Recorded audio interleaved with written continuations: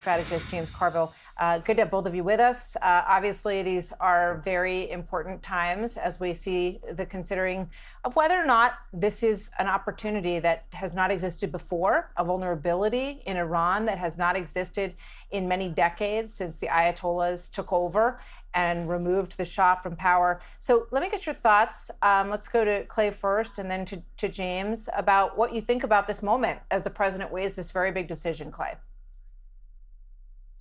Yeah, I think it's a huge decision, and I think it's one that President Trump is going to make the right call on. I think we have to eliminate once and for all Iran's ability to ever have nuclear weapons. And what I would say in general is it's actually in the best interest of Iranian leadership to have nuclear weapons, just like it's actually in Kim Jong-un's best interest.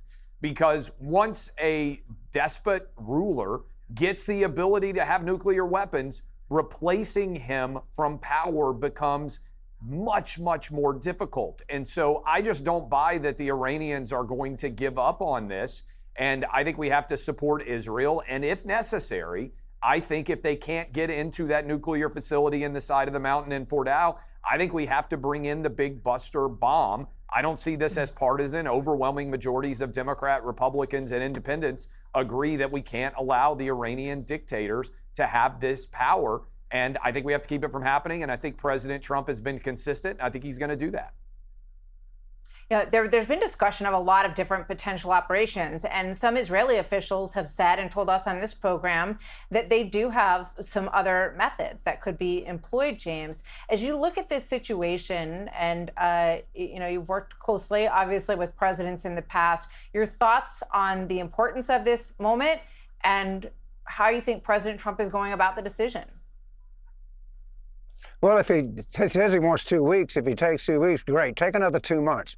You know, I'm old enough to remember 2002 when this network and everybody else was beating war drums as loud as you could beat war drums, and that there was every evidence of weapons of mass destruction. Of course, it turned out to be a giant lie.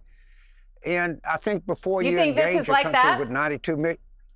I don't know, but I do know that the government lied to me profoundly 22 years ago. That I do know. Why would I trust this James, government we just heard from, I don't know if you heard, we just heard from David Albright, who's probably one of the most premier experts in this area, who said, this is absolutely not Iraq. He follows Iran's nuclear program very closely, and he said there's so much evidence. The IAEA has their own evidence about how far along they are. You're free to beat the war drums as loud as you want to. I'm not beating the war drums. I'm just reporting the facts. Excuse me for speaking while you interrupted me. May I proceed? Because the Tulsi Gabbard said, answer the question. I just have to correct when this. I'm sorry. I'm sorry. Let me know when I can speak.